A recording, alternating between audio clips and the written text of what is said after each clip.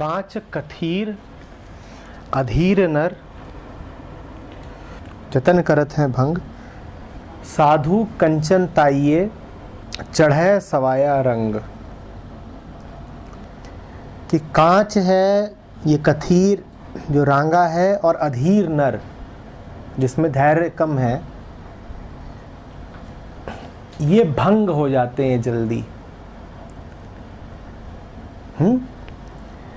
और वही स्थितियां, वही ताप, वही परीक्षाएं जो इन्हें भंग कर देती हैं, जब साधु को और सोने को मिलती हैं तो वो और निखर जाते हैं। सोना कंचन बन जाता है, साधु संत बन जाता है।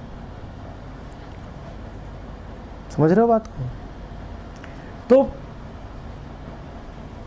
अंग्रेजी में एक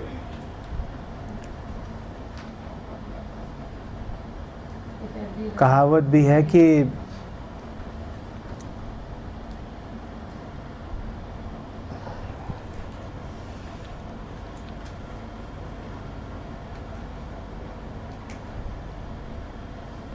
हिंदी में उस तरह से आएगी कि वही हवाएं जो एक जहाज़ को डुबो देती हैं, वो दूसरे जहाज़ को दिशा दे देती हैं। तो तुम्हारा क्या हो रहा है ये हवाओं पर नहीं, बल्कि इस बात पे निर्भर करता है कि तुम्हारा पाल कैसे तना हुआ है।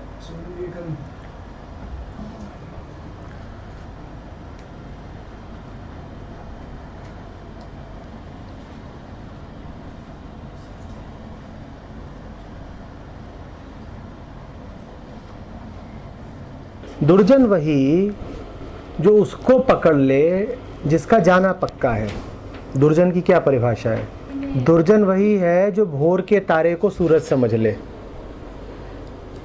जिसने भोर के तारे को सूरज समझा उसका क्या होगा? भोर के तारे को तो जाना है। अब उस आदमी का क्या होगा? उसका तो सूरज ही चला गया, क्या होगा उसका? वो टूटेगा। दुर्जन कौन? जो संसार को ही आखिरी सत्य मान ले, वो तो टूटेगा, उसका टूटना पक्का है। क्योंकि तुमने जिस चीज को पकड़ा है वो चीज जाके रहेगी। तुमने जहां घर बनाया है वो दलदल है, वो घर डूब के रहेगा, और हर घर दलदल पर ही बनता है।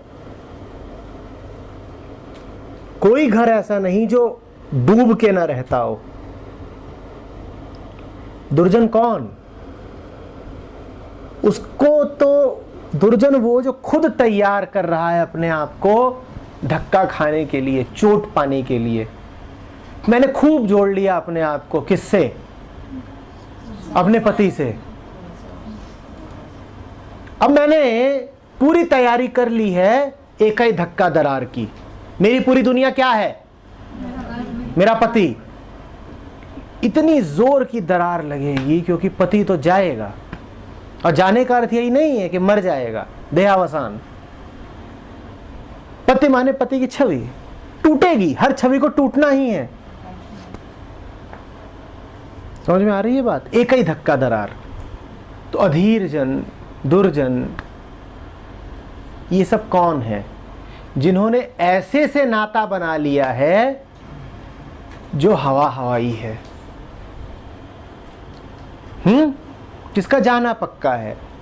जिसका जाना पक्का है, तुमने उसके साथ ही अपना सब जोड़ दिया तो तुम टूटोगे। साधुजन कौन है? साधुजन वो है जिसने वहां घर बनाया है जहां आने जाने का कोई सवाल नहीं पैदा होता। तुम उसका घर उजाड़ ही नहीं सकते। तुम जितनी बार उसका घर उजाड़ोगे उतनी बार तुम पाओगे कि वो बना ही रखा है। वही जैसे पानी पे लाठी मारी हो। तुम समुद्र पर लाठियां मार रहे हो तो क्या होगा? मारते रहो, वो टूट नहीं जाएगा। हम वहां रहते हैं जहां हमारे घर को कोई छू नहीं सकता, खराब नहीं कर सकता। तुम नहीं भेज पाओगे कि जा करके इसका घर गिरा दो, डिमोलिश कर दो। पर अगर तुम जुड़ गए हो ईंट पत्थर के घर से, तो ये घर तो गिरेगा, पक्का गिरेगा और खूब दुख पाओगे। तुमने अपने दुख की पूरी तैयारी कर ली है।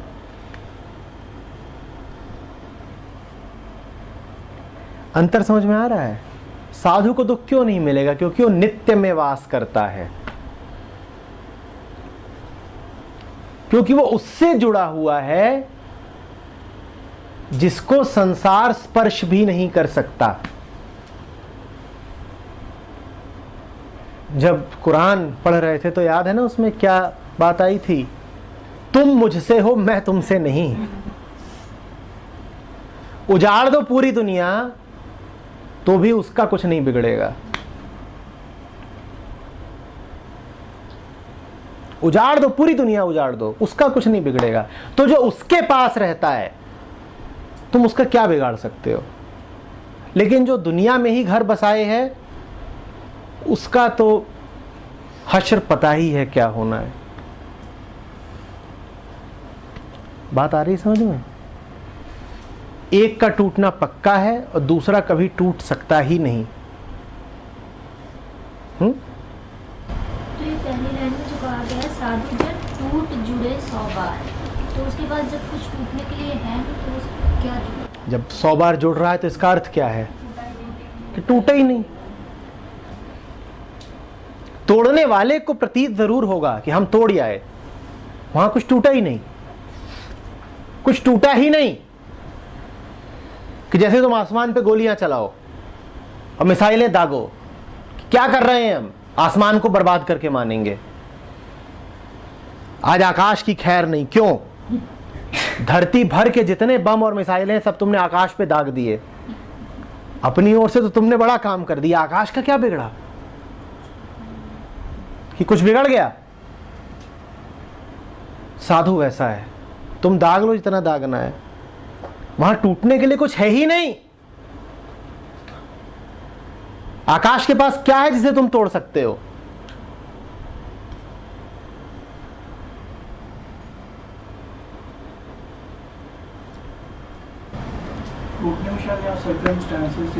हाँ हाँ, बिल्कुल बिल्कुल बिल्कुल बिल्कुल। भाई ऐसा है, साधु भी एक झोपड़ी में ही रहता है ना। तुम उसका झोपड़ा तोड़ दोगे, तुम्हें क्या लगेगा कि हमने तोड़ दिया? अगले क्षण तुम उसे फिर हंसता हुआ पाओगे। यही अर्थ है इस बात का, टूट जुड़े 100 बार। परिस्थितियां तो जो कर सकती हैं वो करेंगे ही, उसको बीमार कर सकती हैं। जो उसके पास 150 रुपए हैं तुम वो भी लूट सकते हो, उसको सजा दे सकते हो। वो बूढ़ा होगा, कमजोर होगा, ये सब होंगे काम। वो कहीं जा रहा हो, तुम रास्ते में खड़े हो जाओ, उसको 2-4 झापड़ मार के वापस भेज सकते हो। तुम कर सकते हो ये सब कुछ। वो खाना खा रहा हो, तुम उसका खाना उठा के फेंक सकते हो। बिल्कुल कर सकते हो, क्यों नहीं कर सकते? तो तोड़ने के सारे उद्यम तुम अपनी तरफ से तो कर ही सकते हो,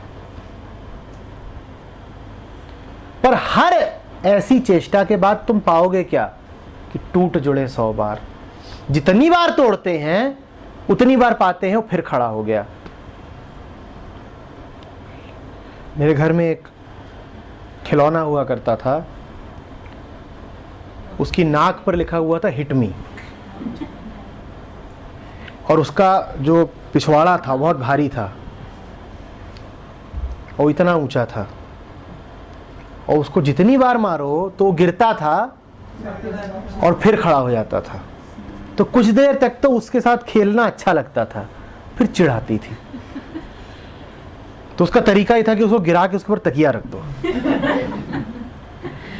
पर तकिया हटेगा, फिर खड़ा हो जाता था। टूट जुड़े 100 बार, टूट जुड़े 100 बार। ऐसा होता है साधु।